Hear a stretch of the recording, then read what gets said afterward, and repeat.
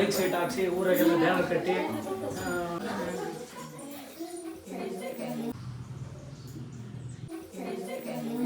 ಮಾಡ್ತಾ ಇದ್ದೀವಿ. ಇವತ್ತು 538 ಕನಕದಾಸರ ಒಂದು 15-16ನೇ ಶತಮಾನದಲ್ಲಿ ಹುಟ್ಟಿದಂಥ ಕನಕದಾಸರು ದಾಸ ಶ್ರೇಷ್ಠರಲ್ಲೇ ವಿಶ್ವ ಕವಿಯಾಗಿ ಅವರು ಹೊರಹೊಮ್ಮಿದ್ದಾರೆ. ಹಾಗಾಗಿ ಇವತ್ತು ಅವರ ಒಂದು ಜನ್ಮ ದಿನಾಚರಣೆಯನ್ನು ಎಲ್ಲ ಶಾಲೆಗಳಲ್ಲಿ, ಶಾಲಾ ಕಾಲೇಜುಗಳಲ್ಲಿ, ಕಚೇರಿಗಳಲ್ಲಿ ಆಚರಣೆ ಮಾಡ್ತಾ ಇದ್ದೀವಿ. ಅದೇ ರೀತಿ ನಮ್ಮ ಶಾಲೆಯಲ್ಲೂ ಸಹ ಇವತ್ತು ಈ ಕಾರ್ಯಕ್ರಮವನ್ನು ಮಾಡ್ತಾ ಇದ್ದೀವಿ. ಈ ಕಾರ್ಯಕ್ರಮಕ್ಕೆ ನಮ್ಮ ಶಾಲೆಗೆ SDMC ಅಧ್ಯಕ್ಷರಾಗಿರ್ತಕ್ಕಂಥ ಶ್ರೀ ರಾಜಣ್ಣವರು ಬಂದವರೇ. ಅವ್ರಿಗೂ ಸಹ ನಮ್ಮ ಶಾಲಾ ಪರವಾಗಿ, ವೈಯಕ್ತಿಕವಾಗಿ ಮತ್ತು ಶಾಲಾ ಪರವಾಗಿ, ಮಕ್ಕಳ ಪರವಾಗಿ ಸ್ವಾಗತವನ್ನು ಬಯಸ್ತೀವಿ. ಊರಿನ ಯುವಕರಾಗಿರ್ತಕ್ಕಂಥ ಮತ್ತು ಹಳೆ ವಿದ್ಯಾರ್ಥಿಗಳ ಸಂಘದ ಅಧ್ಯಕ್ಷರು ಅಂತ. ಈ ಹಳೆ ವಿದ್ಯಾರ್ಥಿಗಳ ಸಂಘ ಅಂದ್ರೇನು? ನೀವು ಈ ಶಾಲೆ ಬಿಟ್ಟು ಮುಂದೆ ದೊಡ್ಡವರಾದ್ಮೇಲೆ ಈಗ ಅವಾಗ ನೀವು ಬರ್ತೀರಾ.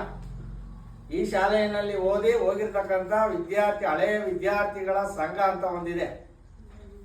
ಆ ಹಳೆ ವಿದ್ಯಾರ್ಥಿಗಳ ಸಂಘದ ಅಧ್ಯಕ್ಷರು ಕಿರಣ್ ಕುಮಾರ್ ಅವರು ಸಹ ಈ ಕಾರ್ಯಕ್ರಮಕ್ಕೆ ಆಗಮಿಸಿದ್ದಾರೆ. ಅವ್ರಿಗೂ ಸಹ ಸ್ವಾಗತವನ್ನ ಬಯಸ್ತೀವಿ.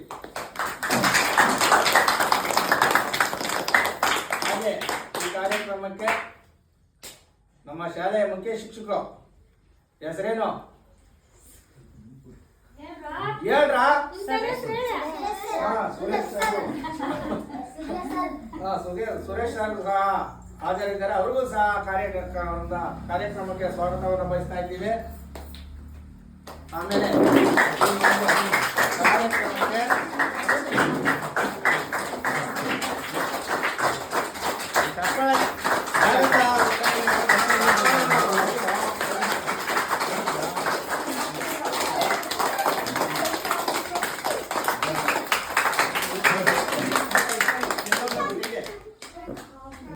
ಶಿಕ್ಷಕರು ನಮ್ಗೆ ತುಂಬ ಬೆಂಬಲ ಕೊಟ್ಟು ನಮ್ಗೆ ಏನೇ ಒಂದು ಕಾರ್ಯಕ್ರಮಕ್ಕಾಗಲಿ, ಏನೇ ಒಂದು ಸ್ಕೂಲಲ್ಲಿ ಫಂಕ್ಷನ್ ಆಗಲಿ, ಈ ಥರ ಮಾಡ್ತೀವಿ ಸರ್ ಅಂದರೆ ಮಾಡಿ ಕಿರಣ್ ಫಸ್ಟ್ ನೀವು ಅಂತ ಹೇಳ್ತಾರೆ. ಅಂಥ ಶಿಕ್ಷಕರು ನಿಮ್ಗೆ ಸಿಕ್ಕಿರೋದು ನಿಮ್ಮ ಅದೃಷ್ಟ.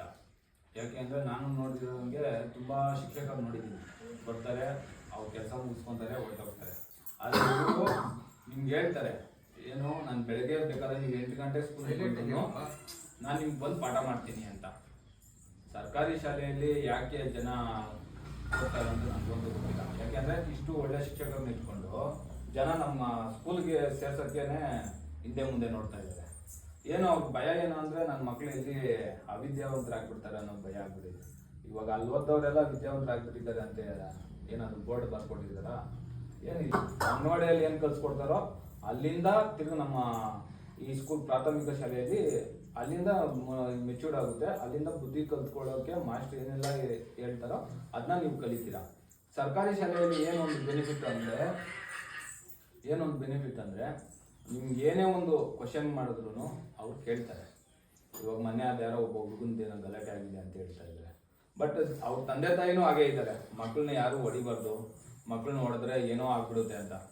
ಏನಾಗ್ಬಿಡುತ್ತೆ? ಮಕ್ಳು ಅವ್ರು ಏನು ಸುಮ್ಮನೆ ಯಾರನ್ನು ಹೊಡೆಯೋಲ್ವಲ್ಲ. ಅವ್ರು ಹೊಡೆಯೋದೇ ನೀವು ಬುದ್ಧಿ ಕಲೀರಿ ಅಂತ. ನೀವು ಮುಂದೆ ಒಂದು ಪ್ರಜೆ ಆಗಲಿ, ಒಳ್ಳೆ ಸಮಾಜದಲ್ಲಿ ಒಳ್ಳೆ ಬುದ್ಧಿ ಬರಲಿ, ಬೆಳೀಲಿ ಅಂತ ಅವರು ನಿಮ್ಗೆ ಏನೇ ಒಂದು ಪಾಠ ಹೇಳ್ಕೊಟ್ರು ಇಲ್ಲ, ನೀವು ಅವ್ರಿಗೇನು ದ್ವೇಷ ಇಲ್ಲ ನಿಮ್ಮ ಮೇಲೆ. ನೀವು ಯಾವುದೇ ನಿಮ್ಗೆ ಇಲ್ಲೊಂದು ಏಟು ಹೊಡೆದ್ರು ನಿಮ್ಮ ಮನೆಗೆ ಹೋಗಿ ಹೇಳಿ ಇದು ಮಾಡೋ ಅಂಥದ್ದು ಏನಿಲ್ಲ. ದಯಮಾಡಿ ನೀವು ಅರ್ಥ ಮಾಡ್ಕೊಳ್ಳಿ. ಮಕ್ಕಳು ನೀವು ಚೆನ್ನಾಗಿ ಓದಿ, ಆಟ ಆಡೋದು ಸ್ವಲ್ಪ ಕಮ್ಮಿ ಮಾಡಿ. ಇವಾಗ ಪ್ರೈವೇಟ್ ಸ್ಕೂಲ್ಗೆ ಯಾಕೆ ಹೋಗ್ತಾ ಇದ್ದಾರೆ ಅಂದರೆ ಅಲ್ಲಿ ಸ್ವಲ್ಪ ಜಾಸ್ತಿ ಕಲಿಸ್ತಾ ಇದ್ದಾರೆ ಅಂತ ಹೇಳ್ತಾರೆ. ನನಗೆ ಗೊತ್ತಿರಂಗೆ ಇಲ್ಲಿ ಕಲಿಸಿದಷ್ಟು ಅಲ್ಲಿ ಕಲಿಸಲ್ಲ. ಅಲ್ಲಿ ಯಾವಾಗೂ ಬರೀ ಫೀಸು ಅಂತ ಹೇಳ್ತಾರೆ. ಬರೀ ವ್ಯಾನಲ್ಲಿ ಒಳ್ಳೆ ಡ್ರೆಸ್ ಮಾಡ್ಕೊಂಡು ನೀವು ವ್ಯಾನಲ್ಲಿ ಹೋಗ್ತೀರಾ ಅಷ್ಟೇ. ಅದು ನೀಟ್ನೆಸ್ ನಮ್ಮ ಹುಡುಗರು ಏನಿಲ್ವಾ? ಅಲ್ಲಿ ಮೈಂಟೈನ್ ಮಾಡಿ ನಮ್ಮ ಹುಡುಗರು ನೀಟ್ನೆಸ್ ಇದ್ದಾರೆ. ಒಳ್ಳೆ ಬಟ್ಟೆ ಇದೆ, ಸರ್ಕಾರದಿಂದ ಒಳ್ಳೆ ಬಟ್ಟೆ ಕೊಟ್ಟಿದ್ದಾರೆ, ಶೂ ಕೊಟ್ಟಿದ್ದಾರೆ, ಎಲ್ಲನೂ ಇದೆ, ಅನುಕೂಲ ಇದೆ. ಆದ್ರೂ ಬಸ್ಸಲ್ಲಿ ಹೋಗ್ತಾರೆ ನಮ್ಮ ಮಕ್ಕಳು ಏನೋ ಸ್ಟ್ಯಾಂಡರ್ಡ್ ಬೆಳಿಬೇಕು ಅಂತ. ಇವಾಗ ಕೇಳಿದಾಗ ಅದು